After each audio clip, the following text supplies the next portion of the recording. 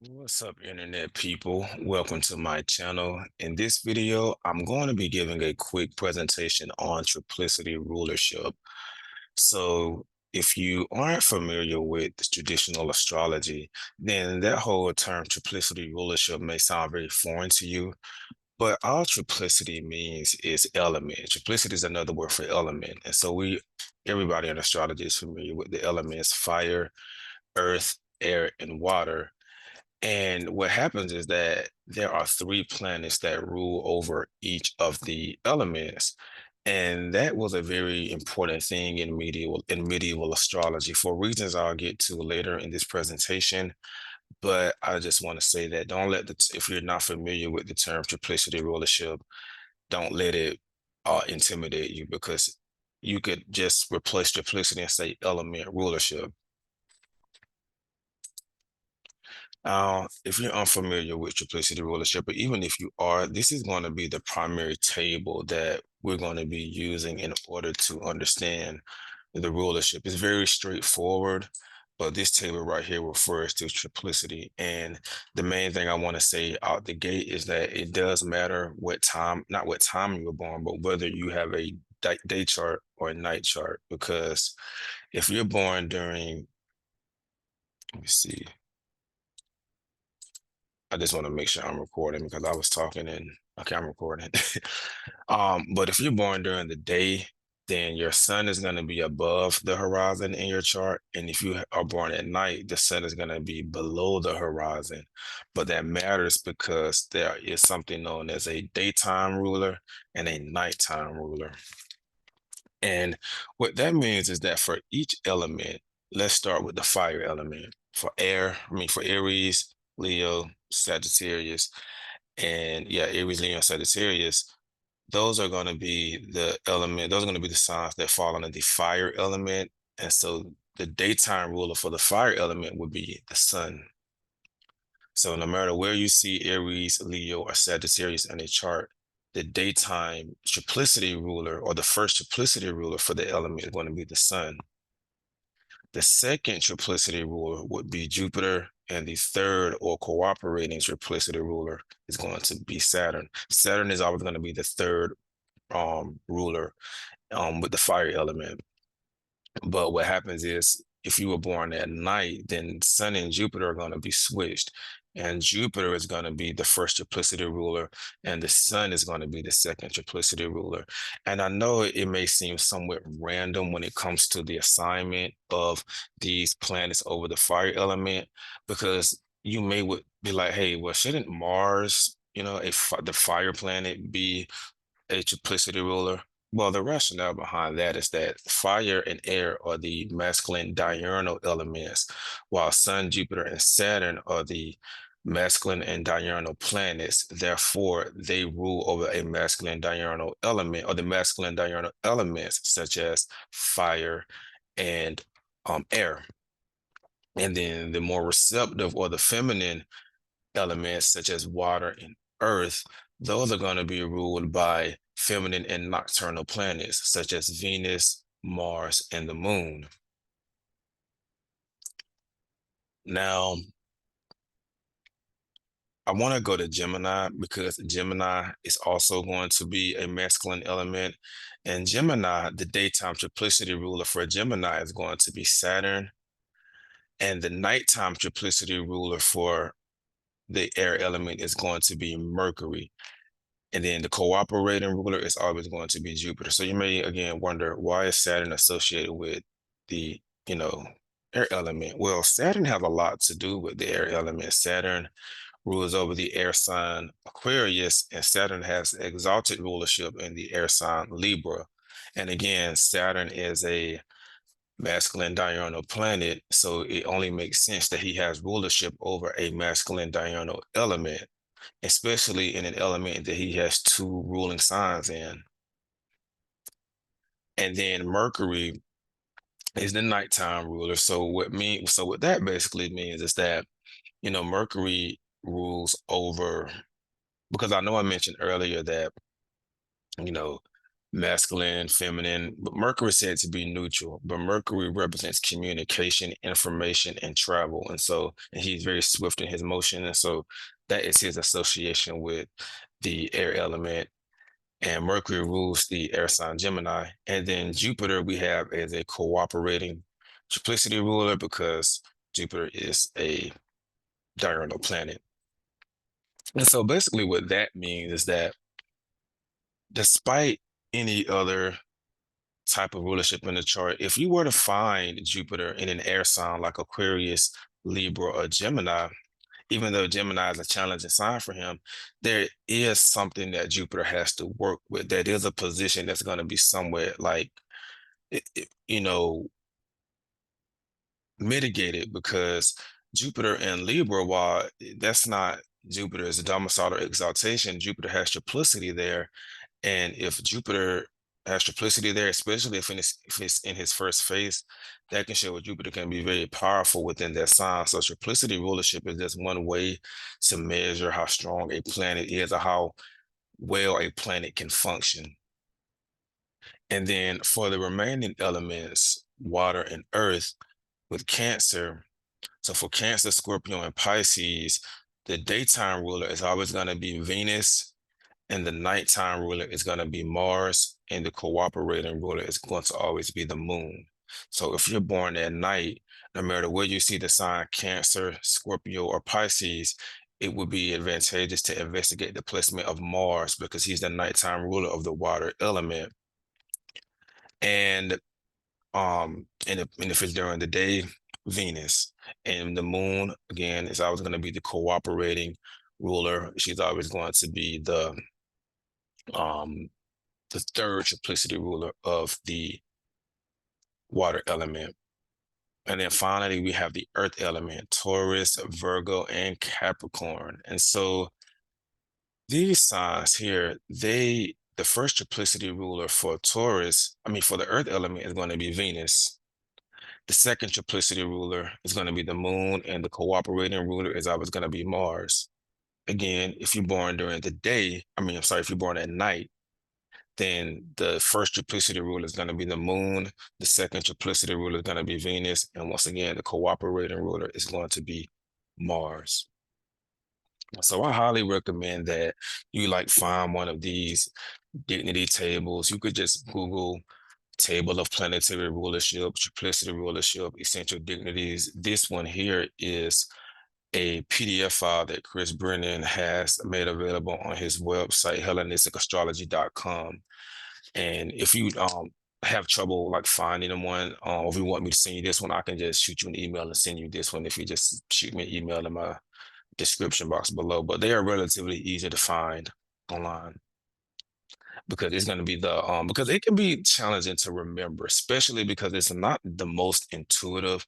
Like you really have to, like for me personally, it's easy for me to remember the fire and the air element rulers, but I always kind of my brain always switches the water and the earth rulers, and so I have to work on that.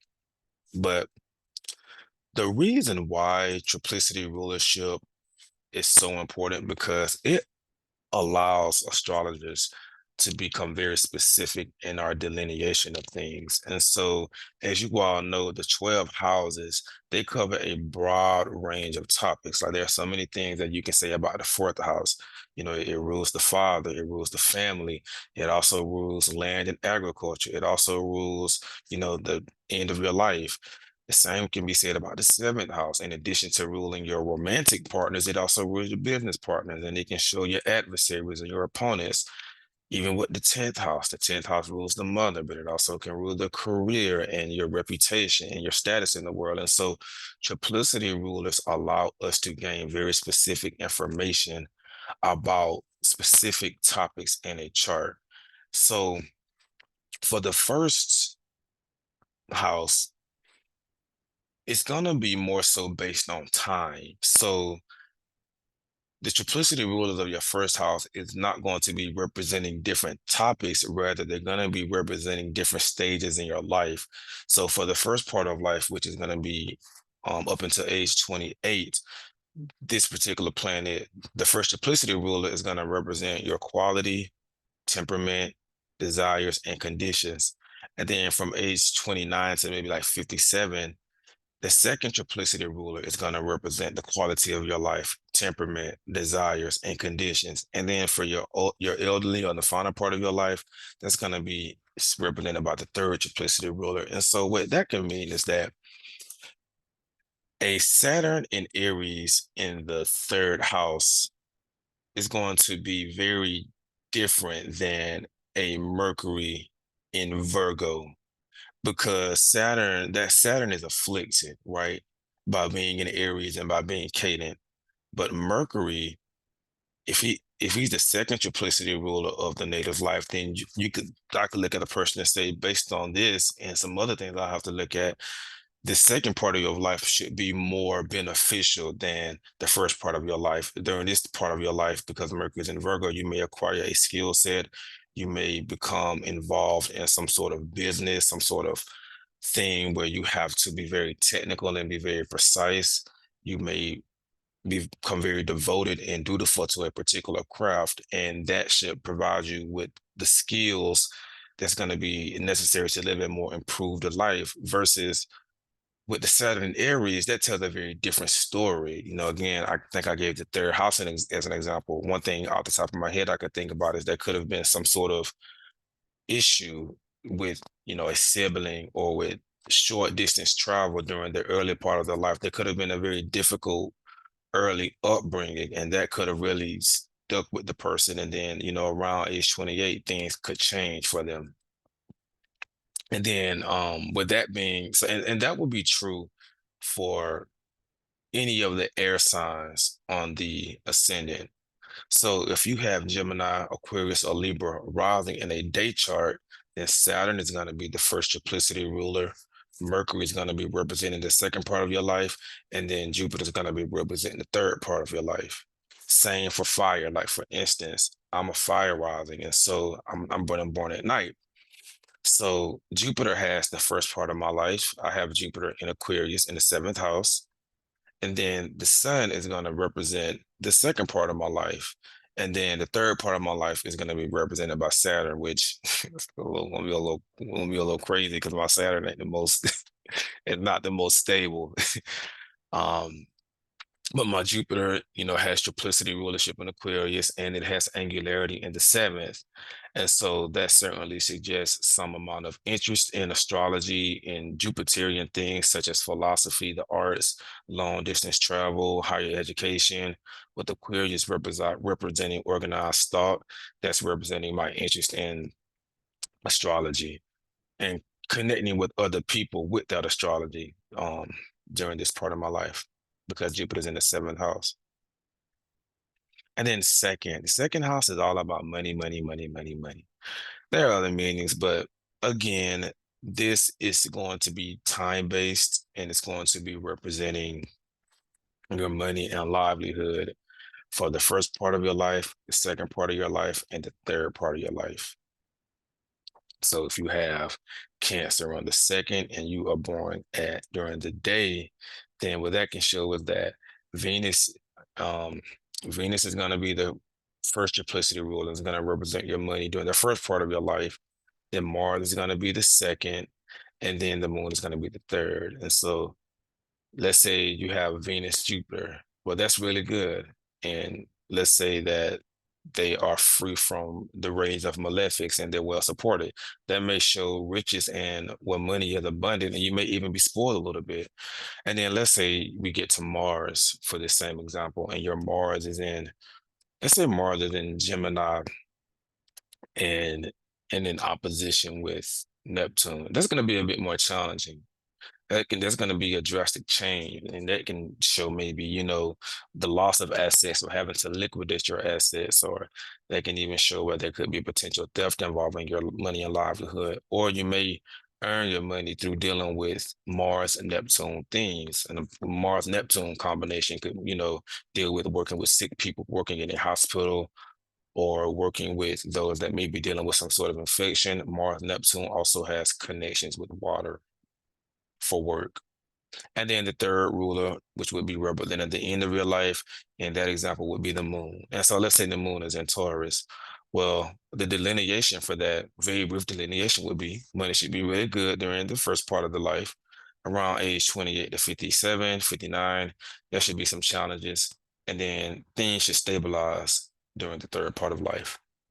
And you will see some people are very blessed and they'll have like each of the rulers well supported. And then the third house, the triplicity rulers for this house is going to be mainly involving separating your siblings. So the third house is the house of siblings, it's the house of brothers. And so that's broad because you may have a lot of siblings. You may have three. Let's just say, for the sake of this video, let's just say you have three siblings. The first triplicity ruler is going to be representing your younger sibling. Your middle sibling is going to be the second triplicity ruler, and the oldest sibling is going to be the third triplicity ruler. I'll be honest, I'm not quite sure how to delineate more than three siblings using this method.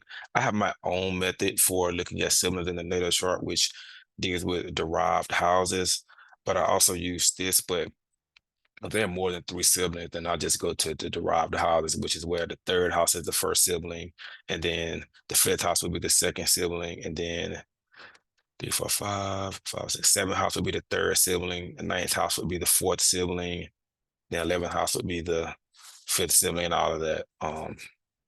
So that's how I would do it if it were more than three siblings. But you may have one sibling that's a musician. Let's say that's Mercury, Venus. May have one sibling that's um a that was in the military, but that could be a Mars Pluto or Mars Saturn. And then your oldest sibling, well, they may have never worked and married rich, and that could be maybe a Venus Neptune or Venus Jupiter. And then the fourth house. And so here, once we get to this house, we begin to specifically designate certain topics to certain planets. And so the first triplicity ruler is going to represent your father specifically. The second triplicity ruler is going to represent lands, fields, real estate, buried treasure. And then the third triplicity ruler is going to represent the final outcomes, endings, prisons, and the final part of life. And this is, again, as you can see, is very important because it allows us to designate specific topics because the fourth house in and of itself carries all of these meanings within it. And so when you come to the fourth house, how do you know how to separate the father from real estate? Well, this is one way that you're able to do that. And it's one way that allows you to be able to gain even more information because what you can do is if you got Scorpio, let's say it's a night chart and you got Scorpio on the fourth house cusp, well, the planet that rules the fourth house is going to represent the father, but so is the triplicity ruler, the first triplicity ruler of that house, which in this case is still going to be Mars. So you should be paying a lot of attention to Mars and whatever Mars is doing in the chart, that's going to be reflective of the father's role and how the father was as a person. And let's say you wanted to investigate what the end part of your life will look like, you may be setting up retirement and you may want to be considering, hey, will I be living in a foreign country in another during the end part of my life? What will I be doing? Then you'll look at the third triplicity ruler, which in this case would be the moon. And so let's say you saw the moon in the ninth house. Well, that would be a suggestion that you may be living far away from home during the final parts of your life. Or you could take on a strong interest in some sort of divination, such as astrology or tarot, or even anything else that represents like God and the universe, such as religion and theology. And so the first triplicity ruler for the fifth house represents children and pregnancy. The second triplicity ruler represents pleasure, vices, and love affairs. And the third triplicity ruler represents messengers, presents, and gifts. Again, just to elaborate, the fifth house carries within it all of these topics. And so if you want to specifically look at children and pregnancy, then you should be investigating the first triplicity ruler of the fifth house. And then the sixth house, everybody's favorite house, right? This is the house of illness, recovery, and it represents servants, people that work underneath you, but also servitude. And the first triplicity ruler is going to be representing illness and recovery from illness, as well as infirmities and defects. The second triplicity ruler is going to represent slaves, servants, and people that work under you. And the third triplicity ruler would be the activity and the benefit from servants and employees, but it's also going to represent your domestic animals. And so basically, what it's saying is that when we go to the sixth house and we want to look at the illness within your life, well, we know we got to go to the sixth house. And based on this, we'll be looking at the first triplicity ruler for illness.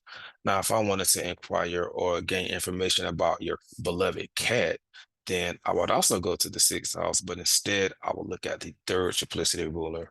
I think that's real dope. And I'm going to start incorporating this more in my videos that I upload here on YouTube. And then the seventh house represents the spouse. It represents legal litigation situations, open enemies, and your business associates. The first triplicity ruler is going to represent your spouse and your intimate partner. The second triplicity ruler is going to represent controversies, open enemies, and thieves. And that's because the seventh house is in opposition from the first. And so it represents somebody taking something away from you or opposing you. And then the third triplicity rule is going to represent formal and legal documents, social intercourse, and business associates. And so when someone comes to me and asking me about their love life, well, I have a rubric. I'm going to look at their Venus placement. I'm going to look at the seventh house and the planet that rules it. And I'll also be looking at the first triplicity ruler of the seventh house to gain more insight about the specific partner or future partner. I'll look at the part of marriage and its ruler, and I'll even look at the lot of arrows. Now, if somebody is coming to me and they're wanting to know if they should go in business with a particular person, and I catch the horary chart, well, I'm going to look to the seventh house, obviously, but I'm going to pay special attention to the third triplicity ruler, as that is the ruler that has specific designation over the person's business partner and the people that they're going to be doing business with. And if I see that the third triplicity ruler of the seventh is in fall or detriment, cadent, retrograde, in the 12th, in the eighth, I'll say, no, don't do it. And then the eighth house. So this is a very broad house as well because, well, I don't want to say broad, but it's very polarizing because on one hand, it represents your partner's resources. And then on the other hand, it represents death. And I know those things can be difficult to, bring together, but um, it rules death because it is in aversion to the ascendant. So it doesn't form a Ptolemaic aspect with the ascendant. So it is said to be a house of darkness and not supportive to life. It is the house of your partner's money because it is the second from the seventh. So the first triplicity rule is going to represent death, fear, and anguish. The second triplicity rule is going to represent old or ancient things. And the third triplicity rule is going to be representing inheritances and legacies from the dead. Let me see.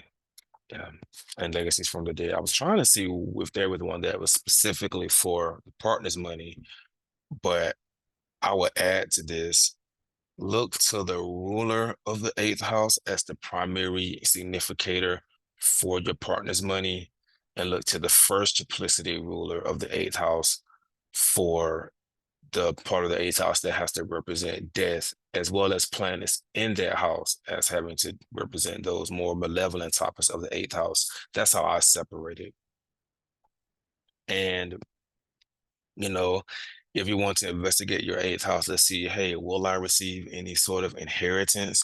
Then the third triplicity ruler of this house will be what you will be looking at. And you'll be looking at that planet and you'll be, let's say it's the moon, and you see the moon is in a relationship with Jupiter and or even Venus or even Saturn, and let's say there's some dignity involved with that, that may be a sign that you may be receiving an inheritance, but you have to look at it much more nuanced. But it's all about looking at how well a planet is supported and what that planet is doing, because Jupiter and Venus represent the acquisition of property. And so if you see the ruler of the third ruler, triplicity ruler of the eighth with a benefic, then that could represent, you gaining something. And then the ninth house, the first triplicity ruler represents journeys and travels. The second triplicity ruler represents religion, faith, and ethics.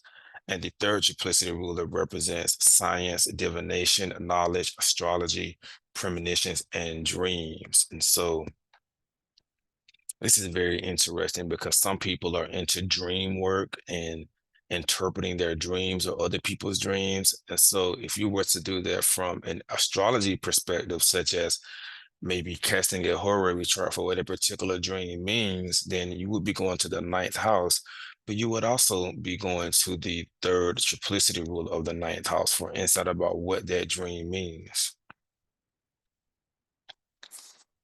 And then the 10th house. The 10th house is the house that represents the mother, the career, and your reputation. The first triplicity ruler represents the mother, authority, honor, and rank. The second triplicity ruler represents your reputation, dignity, fame, and the type of action that you take in regards to furthering yourself or in regards to your career. And the third triplicity ruler represents the stability and endurance of one's fame. So some people get famous and they blow up really fast and then they fizzle out. And then you have some people that are famous for like 30 and 40 years. You have some people that stay within a profession and they do really well in it for a long period of time. That's all going to be dealing with the dignity and the strength of the third triplicity ruler. And then the 11th house, the first triplicity ruler represents hope, things given in trust, recognition from others. The second triplicity ruler represents our friendships, our companions, our allies, the people that patron us. And the third is going to represent the benefits or harm from friend or allies. And so this is very interesting because the 11th house is the house that represents people that advance us and push us forward. And so if you want to see whether or not you're going to have where your supporters are going to be for a certain topic, look at the second triplicity ruler of your second house, of the second triplicity ruler of the 11th house. My brain is like, I think I had too much caffeine today. I definitely had too much caffeine. That's why I'm talking so fast. I had like some coffee and then I had a headache. So I took this goodie and I can feel myself like just, and then I got moon in Aries. And so I'm like already just, so I hope I'm not going too fast and rushing through this as I have a tendency to do. But the last house is going to be the 12th house, which is the house of self-undoing. That's the title that it has. But the first duplicity rule is going to be more so talking about the enemies within your life, sorrow, sadness, disgrace, and fear. And then the second triplicity rule is going to show imprisonment, laborers. And then the third triplicity ruler is going to be representing animals larger than a goat. And um, that's important because the 12th house represents large animals. And so if you came to someone and said, hey, I lost my horse, where is it? Well, we will go to the 12th house and we will look at the third triplicity ruler of the 12th house because that is the part that represents animals larger than a goat. And again, the reason I think that this is so dope is because from a regular astrology mind, you wouldn't think to go to the 12th house to look for, a horse or an ox or, something like that. And if you did go to the 12th house, you would, in my brain, I have so many, like I understand that the 12th house is a malevolent house most times, but if I see a benefic planet in the 12th house, it's going to help me to be able to understand that, hey, that benefic planet may be speaking to this person, may work. I don't know if you guys hear that. It is thundering like crazy out here. I don't know if y'all can hear that, but it's thundering like crazy, which is fine because I'm about to wrap up this video. Um, but yeah, that's pretty much it. I don't want this video to be too long. I wanted it to be short and sweet, and I wanted to basically, in a very direct way, introduce triplicity rulers and how they are used and how they can be used. And if you use them correctly, you can certainly gain much more precise information in reference to your chart. So if you found this video informative, please like this video. If you would like to gain more information or insight about your own chart, just shoot me an email. I'll have it in my description box below. And as always, comment your experiences down below. And if you haven't already done so, subscribe because I got to get my subscribers up. I'm trying to be more consistent with this uploading, but with me being in school, sometimes I just get overwhelmed. And there we go.